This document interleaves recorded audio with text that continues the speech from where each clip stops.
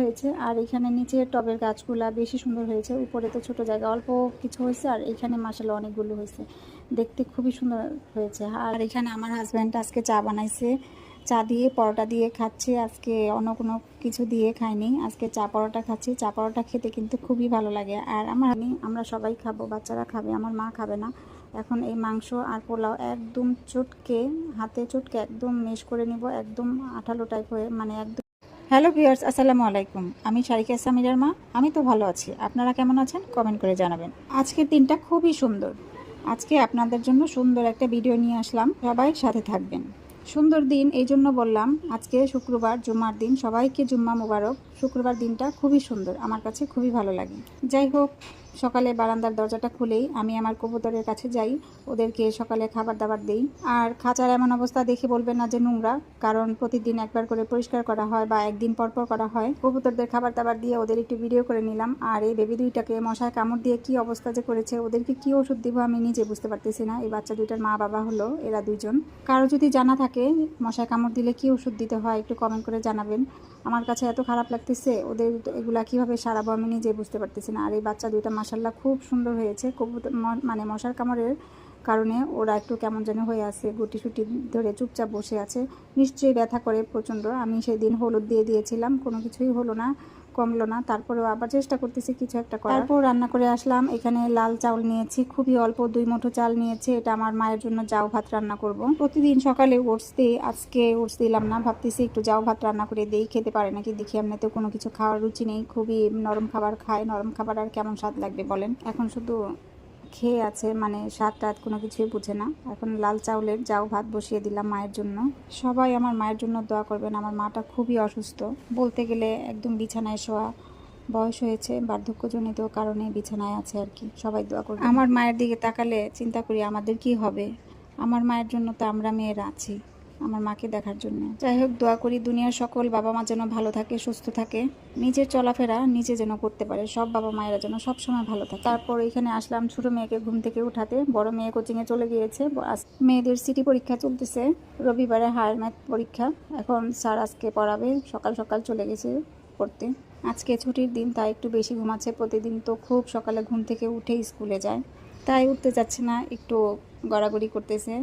মেয়েকে ডেকে তারপর আবার চলে গেলাম বারান্দায়। বারান্দায় পুদিনা পাতা গাছে লাগিয়েছিলাম, পুদিনা পাতাগুলো মাশাআল্লাহ খুব সুন্দর হয়েছে। কিছুদিন আগে কিছু পুদিনা পাতা উঠিয়েছিলাম, আবার নতুন করে আবার পুদিনা পাতা হয়েছে, আজকে উঠিয়ে নেব। মাশাআল্লাহ দেখতে এত সুন্দর হয়েছে। আর এখানে নিচে টবের গাছগুলা বেশি সুন্দর হয়েছে। উপরে তো ছোট জায়গা, অল্প কিছু হয়েছে, আর এখানে মাশাআল্লাহ অনেকগুলো হয়েছে, দেখতে খুবই সুন্দর হয়েছে। আর হাত দিয়ে ধরলে মনে হচ্ছে একদম ফ্লেভার ছাড়তে থাকে, ওঠাতে ইচ্ছা করে না, যদি না ওঠায় পাতাগুলো নষ্ট হয়ে যাবে। এজন্য আজকে কিছু পাতা এখান থেকে উঠিয়ে নেব। ভাবতেছি বারান্দায় আরও কিছু গাছ লাগাবো। আর আমার বারান্দায় তেমন কোনো গাছ হয় না, আমাদের বিল্ডিংয়ের উপরে টাওয়ার আছে, টাওয়ারের কারণে নাকি গাছ ভালো হয় না, এজন্য হয়তো হতে পারে, এই জন্য গাছ লাগানোর তেমন কোনো আগ্রহ হয় না। তারপরেও একটু ফুল গাছ লাগাবো, বারান্দাটা সুন্দর দেখা যাবে। তারপর চলে আসলাম নাস্তা খাওয়ার জন্য। আর এখানে আমার হাজব্যান্ড আজকে চা বানাইছে, চা দিয়ে পরোটা দিয়ে খাচ্ছি। আজকে অন্য কোনো কিছু দিয়ে খাইনি, আজকে চা পরোটা খাচ্ছি। চা পরোটা খেতে কিন্তু খুবই ভালো লাগে। আর আমার হাজব্যান্ডের হাতে চাটা খুবই মজা হয়। আগে এমন ছিল,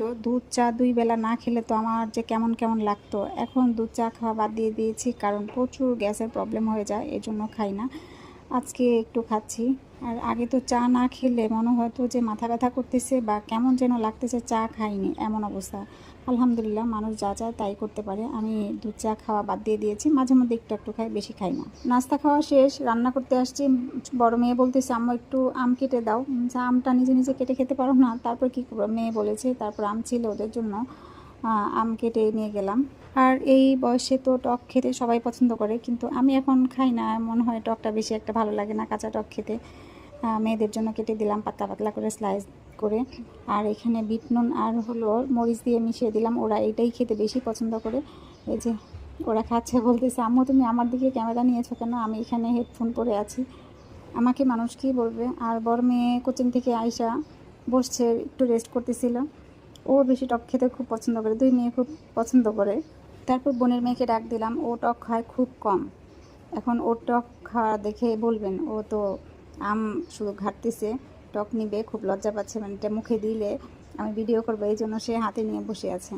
ওর অবস্থা দেখেন, মানে 2 হাত দিয়ে ধরে তারপর মুখে দিচ্ছে, দেওয়ার পর সে আর চিবাচ্ছে না, তারপর সে মুখটা ঘুরিয়ে নিল। তারপর রান্না করতে চলে আসলাম। আজকে শুক্রবার, পোলাও না খেলে কি হয়, বাচ্চাদের শুক্রবার আসলে পোলাও মাংস তো একটু খাওয়াই লাগবে। মানে শুক্রবারে একটু ভালো মন্দ না খেলে বাচ্চাদেরও জানে কেমনই হয়, আমাদেরও খারাপ লাগে যে একটু শুক্রবার আসলে একটু ভালো মন্দ রান্না করলেও ভালো লাগে, বাচ্চাদের খাওয়াতেও ভালো লাগে। আর আমি পোলার পানিটা আগে গরম করে নিয়েছি, এখানে সব রকম মশলা দিয়ে ভালোভাবে ফুটিয়ে নিয়েছি। আর শুক্রবার আসলেই গ্যাস থাকে না, এই একটা ঝামেলা, প্রতি শুক্রবার আসলেই রান্নার দেরি হয়ে যায় আমার। তারপর আমার হাজব্যান্ড বলতেছিল একটু জাফরান কালার দিও, তাই পোলাও রান্না হয়ে গিয়েছে। আমি একটু পানিতে জাফরানের রং গুলিয়ে এখানে দিয়ে দিচ্ছি। তারপর এখন পোলাওটা দম দিয়ে দিব। তারপর আজকে পোলাওটা ভালোই হয়েছে, এমনিতে সময় পোলাওটা ভালোভাবে আগুন লাগে না বলে পোলাওটা জড়ায় যায়। আজকের পোলাওটা মাশাআল্লাহ একদম ঝরঝরা হয়েছে। পোলাওটা আমি আগেই রান্না বসিয়ে দিয়েছিলাম, এখন পোলাওটা কিছুক্ষণ দমে রেখে আমি মাংসটা রান্না বসিয়ে দিব। আর এখানে পেঁয়াজ বেরেস্তা করা হয়ে গিয়েছে, পেঁয়াজ বেরেস্তাটা কিছু উঠিয়ে তারপর আমি মশলাটা ভালোভাবে কষিয়ে দেব। আর মাংস রান্নার জন্য এখানে যা যা মশলা দরকার আমি এখানে সবই দিয়েছি। মাংস রান্না করতে কি কি উপকরণ লাগে আমরা সবাই জানি, তারপর বলি। এখানে আজকে আমি বাদাম বাটা দিয়েছি, টমেটো সস দিয়েছি, একটু গুঁড়া দুধ দিয়েছি, আর সামান্য একটু ভিনেগার দিয়ে সবগুলো এমনিতে হলুদ মরিচ ধনে জিরে গুঁড়ো যা আছে সবগুলো দিয়ে আমি মশলাটা কিছুক্ষণ ভিজিয়ে রেখেছিলাম। আর এখানে আস্ত গরম মশলা দিই নেই, গুঁড়ো গরম মশলা দিয়েছি, যেটা আমি নিজে তৈরি করেছিলাম। তারপর মশলাটা কষানো হয়ে যাওয়ার পর আমি মাংসটা দিয়ে ভালোভাবে কষিয়ে নেব। আর পোলাও রান্না করলে মানে একের ভিতর দুই যেটাকে বলে, মাংসটা এমনভাবে রান্না করি যাতে একটু রোস্টের মতো হয়, আবার একটু ঝাল ঝাল টাইপও হয়, 2 রকম মিলিয়ে ইয়েটা তৈরি হয়। এই জন্য বাদাম বাটা, দুধ সব কিছু মিলিয়ে রোস্টের মধ্যে যা যা মশলা দেওয়া লাগে মোটামুটি সব কিছুই দিই। এখন আমি মাংসটা ভালোভাবে কষিয়ে নেব। আর ফার্মের মুরগি রান্না করতে গেলে চুলাটার মধ্যে বেশি তাপ থাকলে বেশি ভালো হয়, আর না হলে পানি উঠে গেলে মাংসটা ছাড়া ছাড়া হয়ে যায়। এজন্য মানে ফার্মের মুরগি রান্না করতে গেলে চুলাটা আমি একটু হাই ফ্লেমে রেখে দিই। আর এদিকে মাংস কষানো হয়ে গিয়েছে, এখন আমি পানি দিয়ে কিছুক্ষণ রান্না করে নিব। আর তেমন পাতলা ঝোলও করব না এবং ঘনও করব না, রান্না আমার কমপ্লিট। এখন আমি পেঁয়াজ বেরেস্তা দিয়ে নামাই নেব। এই রান্নাটাই আমার কাছে সহজ মনে হয়, আর বাচ্চাদের শুক্রবার দিনের একটু ভালো মন্দ খাওয়াতে পারলে ভালো লাগে, আলহামদুলিল্লাহ। এদিকে আমার 2টা রান্নাই কমপ্লিট। কালারটা কেমন হয়েছে কমেন্ট করে জানাবেন, খেতে কিন্তু খুবই মজা, এভাবে রান্না করে দেখতে পারেন একবার। পোলাও রান্নাটাও কেমন হয়েছে, আজকে পোলাওটা খুবই সুন্দর হয়েছে, ঝরঝরে। এমনিতে গত শুক্রবারে পোলাওটা একটু জড়ানো টাইপ হয়ে গিয়েছিল, ওরা বাবা একটু মন খারাপ করতেছিল। পোলাও রান্নাটা একটু জড়িয়ে গেলে না খেতে আসলে ভালো লাগে না, যে কোনো খাবারেরই তো একটা স্বাদ আছে। আজকে পোলাওয়ের সাথে কোনো সালাদ তৈরি করিনি, পেঁয়াজ কেটে নিয়েছি আর লেবু কেটে নিয়েছি, এই যে সবাইকে খেতে দিয়েছি আলহামদুলিল্লাহ। ওরা খেতে থাকবে, ততক্ষণে আমি আমার মায়ের খাবারটা রেডি করে নেব। শুক্রবার দিন নামাজ থেকে আসার আগে রান্নাটা কমপ্লিট করার চেষ্টা করি। আজকে আবার একটু দেরি হয়ে গিয়েছে, তাড়াতাড়ি করে ওদেরও ক্ষুধা লেগে গিয়েছে, তাই আমি আজকে ওদের আগে খাবারটা দিয়ে নিলাম। ওরা এখন খেতে থাকবে, আর এইদিকে আমি আমার মায়ের খাবারটা রেডি করব। আমার মা তেমন কিছু তো খায় না, এখানে দেখেন অল্প একটু পোলাও নিয়েছি আর ছোট্ট এক পিস মাংস নিয়েছি, এখান থেকে কোনো ঝোল বা কোনো কিছুই নেইনি। আমরা সবাই খাবো, বাচ্চারা খাবে, আমার মা খাবে না। এখন এই মাংস আর পোলাও একদম হাতে চটকে একদম মেশ করে নিব, একদম আঠালো টাইপ হয়ে, মানে একদম মিহি করে নিব, কারণ আস্ত খাবার সে খেতেই পারে না, মোট কথা বলা যায়। এই যে দেখেন অল্প একটু খাবার, এটা চামচ দিয়ে একদম ছোট চামচ দিয়ে অল্প অল্প করে খাওয়াতে হয়, একদম মিহি করে নিয়েছি যাতে মুখে বা গলায় না আটকায়, কারণ সে খাবারটা শুয়ে খায়। অল্প অল্প করে খাওয়াই, সবাই দোয়া করবেন, আবারও সবার কাছে দোয়া যাচ্ছে আমার মায়ের জন্য। আমার মায়ের খাবার শেষ করে তারপরে আমি খেতে বসলাম, এখানে একা একা খেতে বসলাম। ভিডিওটা যেখান থেকে দেখছেন সবাই ভালোবাসা দিবেন, একটা লাইক দিয়ে কমেন্ট করে যাবেন, আর ভালো লাগলে সাবস্ক্রাইব করে দিবেন। যেখান থেকে দেখছেন তাদেরকে অনেক অনেক ভালোবাসা এবং শুভকামনা রইল। আজকের মতো এখানে বিদায় নিচ্ছি, আল্লাহ হাফেজ, আসসালামু আলাইকুম।